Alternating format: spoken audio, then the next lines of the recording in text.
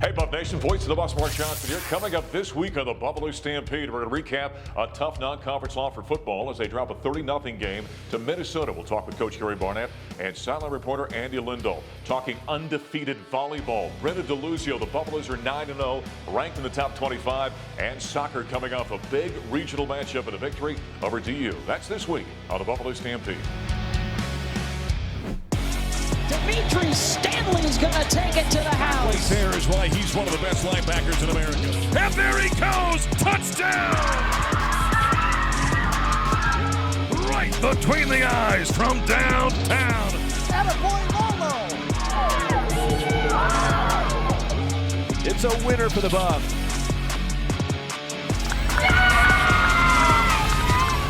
Ball is right in front. A couple of shot fakes to Chief Barry.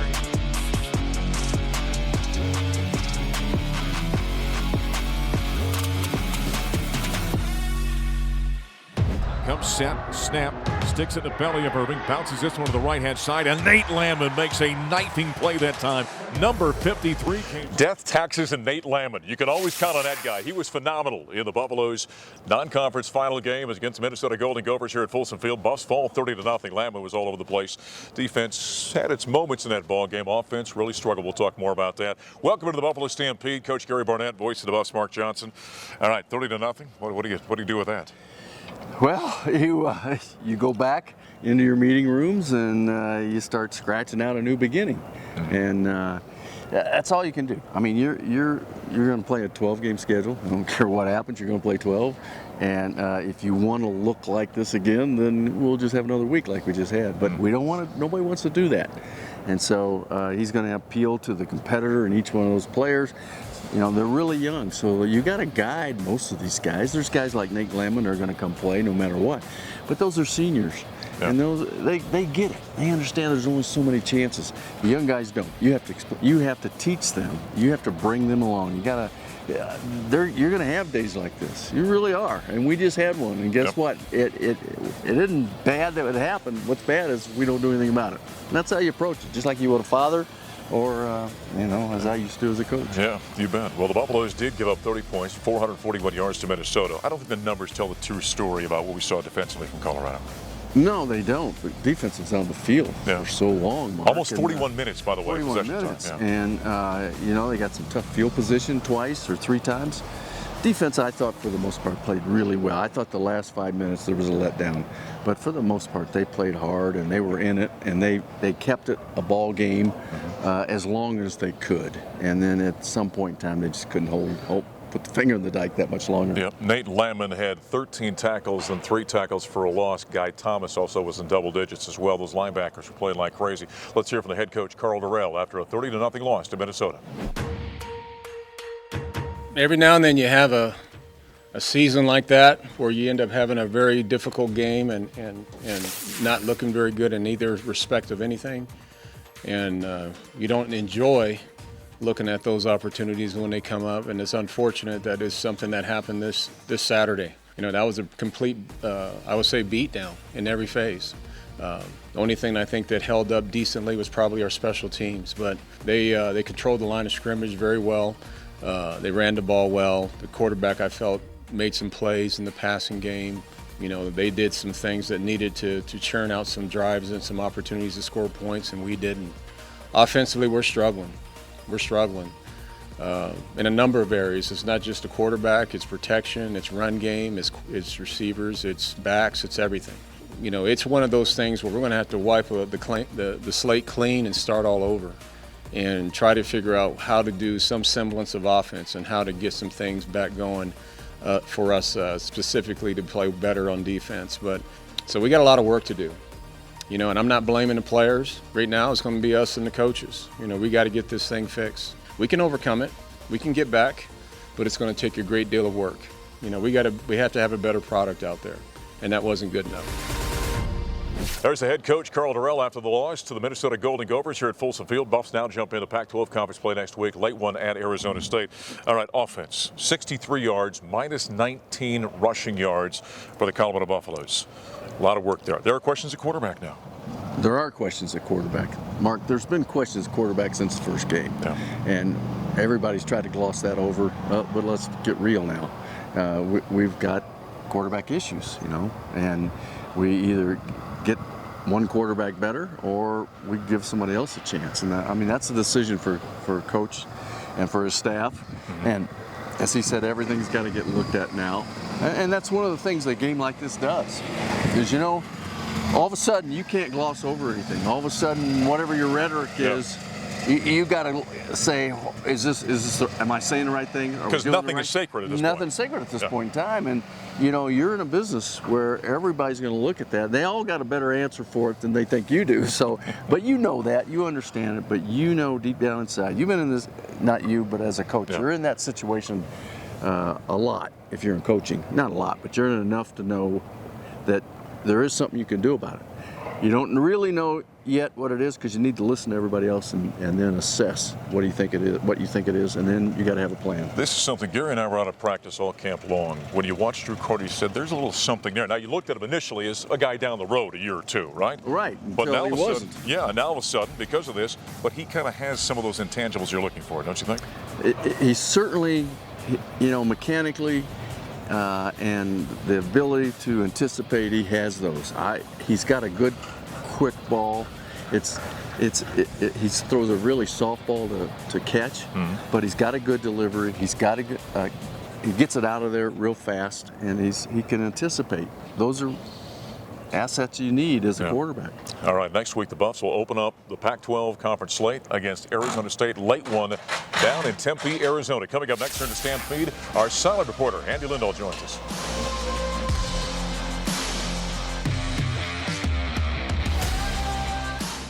Joe Klecker made his Olympic debut in Tokyo, taking part in the 10,000-meter run after finishing third at the U.S. Olympic trials.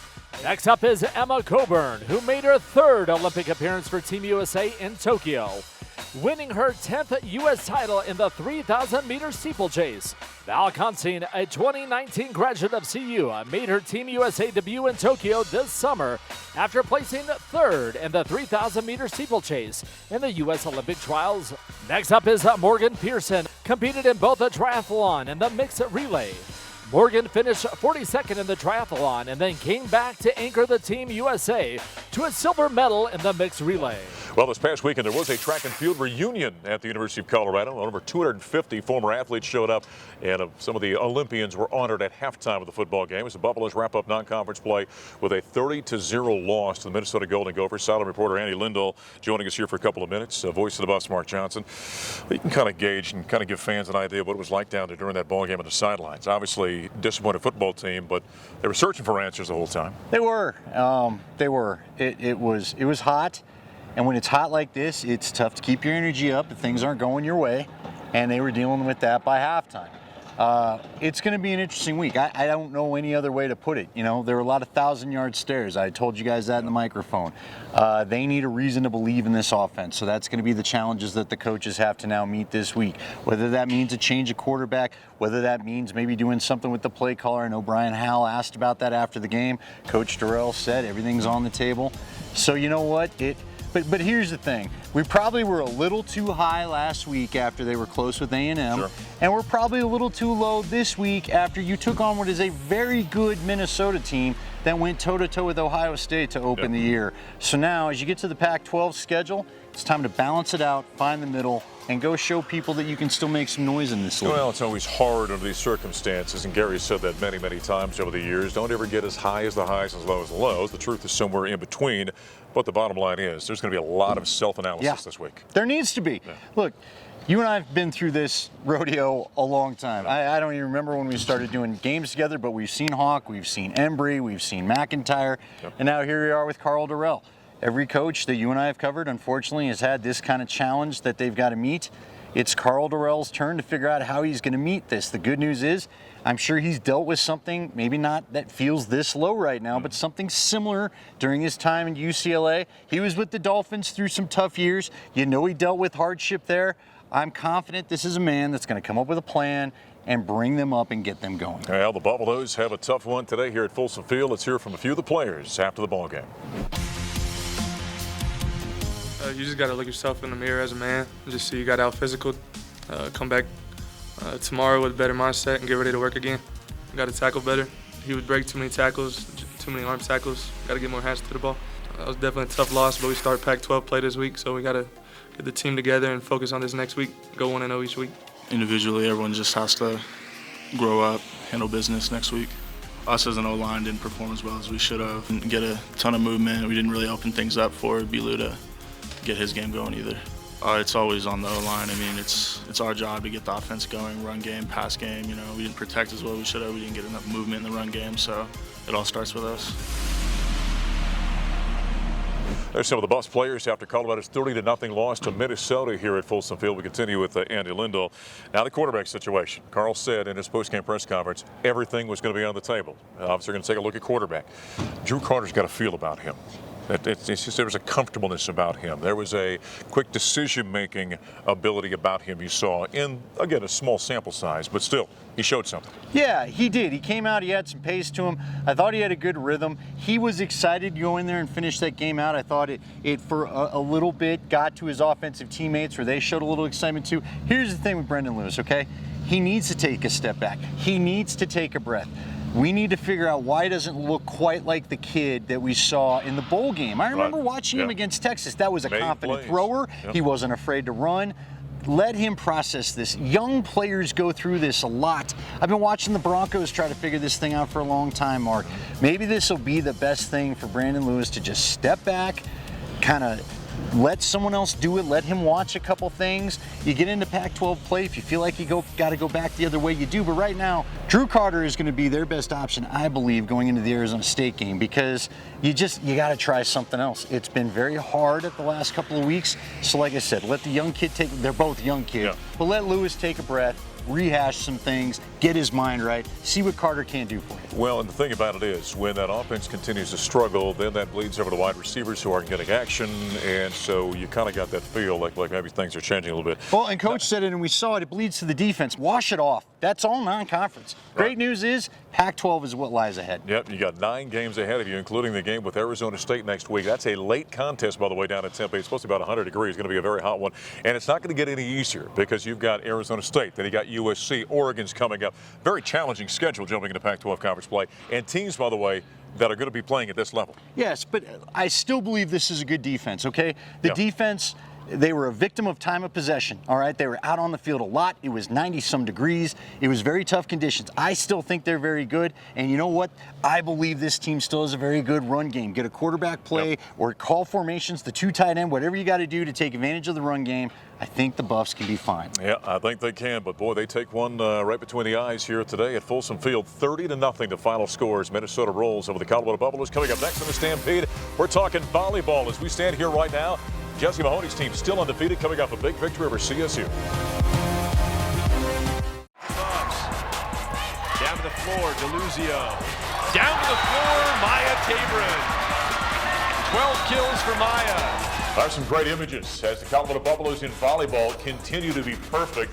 They knocked off rival CSU at home. They knocked them off up in Moby and Fort Collins. We're going to talk about that. Voice of the Buffs, Mark Johnson, back at the Stampede. Libero Brenda DeLucio joining us here for a couple of minutes. That was a great week. It was a great week. It was awesome. Well, but you guys are having a great non-conference. I mean, you're 9-0 right now, ranked in the top 25. It's good to be a Buff volleyball player. Oh, it is great to be a Buff volleyball player. Take us back to the opening of those two against Colorado State. 3-1. They jumped out early. Right. You guys came back. Give us a thought or two about that match. Right, so they did jump out early. First of all, it's nice having the fans back in there. Yes. You know, we get a point usually where, you know, we're just the ones cheering. It was exciting to hear that. So, yeah, we got out early. I think there were some nerves in there with the rivalry game. But, you know, our group of girls were the type to, we take a loss, like, that's another chance we get to play at volleyball. We get to play more volleyball, so I think we really honed down on our serve and pass, and we started slowing down the game a little bit, and then it turned out nice. The way this team is playing right now so well, what's going right? A great, chemistry, I would think, with this squad. Yeah, so this team, similar team as the last spring, different conditions though. I think this team, we have a lot of veterans on it, so everyone not really a lot of newness on the court. We've all played together, and I think that's really showing. Our hitters are all hitting great efficiencies, and we've just been doing a really good job at serve and pass. I think that's been our go-to for allowing us to get our hitters the ball, and they're taking care of it. You know, I mentioned you being a libero and a setter for the Buffs. I think a lot of times, people hear, setter, they hear those terms, they block. The libero. Yeah. Explain to me what that means and why you are a libero. Okay, so libero is basically a defensive specialist in volleyball. So we're the ones that wear the different color jersey, and we only stay in the back row. So typically, I go in for our 2 middles, so they won't play back row. Okay. So yeah, that's libero. All right. So what we're saying is Brenna is never offensive. She's always wonderful and a great defender of her team, right? Right. Brenna DeLuzio, the Bubbles are 9-0, ranked in the top 25. Alexia Cool, we had a chance to talk to her after the Buffs' victory over the Rams in Boulder. We were sitting here waiting to start the interview, and the band was playing, and you were standing here clapping for the band. How cool is it to have the fans back, the energy back, the band back? It's so amazing. I miss having the band. They're so hype all the time, so it's really fun to have everyone back and see fans in the crowd and to hear the band at the end. Well, the offense was great. We had 4 different Buffaloes with double digits. 3 of you had a dozen kills, and Megan, your co-middle, had 11 kills. Great distribution by Jenna Ewert. Yes, for sure. I think, Brenna DeLuzio, she's the Defensive Player of the Week this week. She had 26 digs. I mean, yes. The first set didn't go your way. What was different in sets 2, 3, and 4? I think we kind of just picked up our energy, and we focused in on what we had to do and concentrated on our side and focusing on just doing what we can and putting the ball back on them. It looks like you're all having a lot of fun, and you're kind of, you're like one of the newbies, the young ones out there, right? You got a lot of veterans. What's it like playing with this team? It's so much fun. The energy is just amazing. Like, we always cheer so hard for each other, and I just love this team. There's Alexia Cool after the Buffaloes knocked off CSU in Boulder at the Event Center, and then the return match over the weekend up at Moby Arena as we continue with Brenna DeLuzio. Pretty good atmosphere up there, right? Great atmosphere. They packed it. Yeah, so you're kind of fighting against the opponent's crowd as well. Give us a thought or two then about that match. 3-0, by the way. You swept them. I know. Funny how it turns out we go to their place and we sweep them, but they put up a great fight. I think the sets were a little closer than at home for us, but they put up a good fight. They stayed with it, but I think we really honed down on what we wanted to accomplish, and we set this stage, and we are hitting.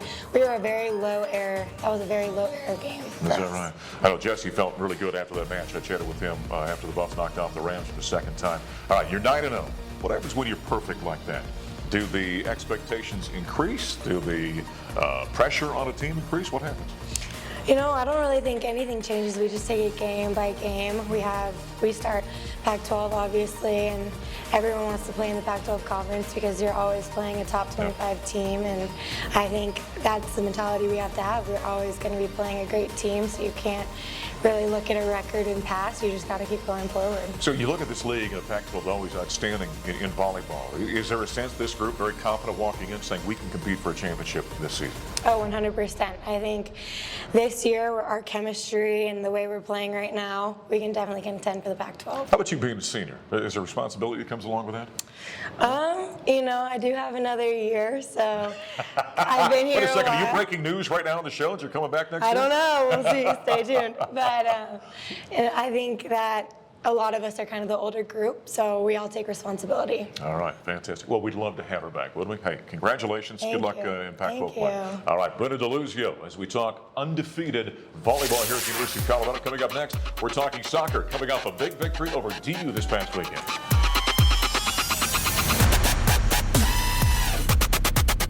Arizola can do.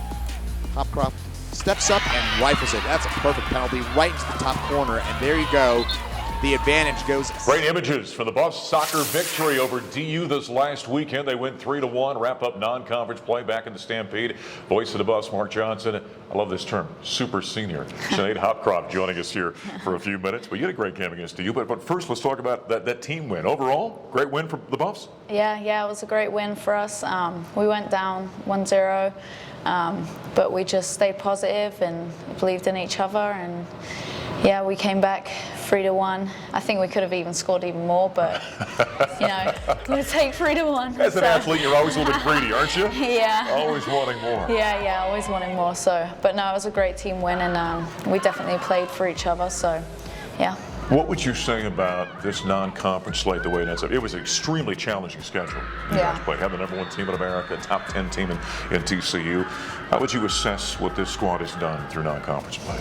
Well, I think we just have, like you said, it was a tough schedule, but each and every game we've tried to learn from it, and I think we still have a lot to learn, but I still definitely think that we're getting better each and every game, so that's a positive. So when you play against one of the top teams in the country, like you have, FSU, TCU, and you come away in the short, do you still gain from that? Can you take things away positively from that? Yeah, of course. I think that we played excellently. I think that we could have played better, but because we did come up short, but it is the best team in the country, so there's always something positive that you can take from each and every game, and I definitely think we've done that. So, and the coaches work hard to do that. So, yeah. Yeah, without question. Yeah, the Buffalo's now getting ready to jump into Pac-12 conference play. They got Cal coming up. In fact, this upcoming weekend is a jump into league play, which is always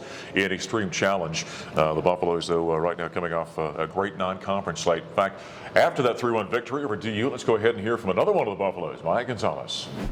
It's too bad going down 1 goal, but we were able to keep up the energy and hype each other up, especially great energy on the bench, on the field. The crowd is always just on us yelling, cheering, and it's great to have fans out here, and it's just always a good game against Denver. Yeah, when Rachel took that touch, we knew it was in, and I think that was kind of it for us. We knew that we had this game, we were back in, and coming from the half, Danny said we need 1 more goal to put it away, and honestly, it feels good to be that person to do it. I saw Shanae, once she stopped the ball and looked up, I knew she saw me, and I was running for that ball. Maya Gonzalez after the Buffaloes' 3-1 victory over the DU Pioneers as they wrap up non-conference play. Now they get ready for the conference play. Sinead Hopcroft here for a couple of minutes. Sinead is from, if you couldn't tell by now, from England. How did you become a Buffalo? How'd that happen? It was actually a funny story. I had to go to a JUCO first in Florida, so I did that for 2 years, and then I actually got injured my sophomore year going into my junior year.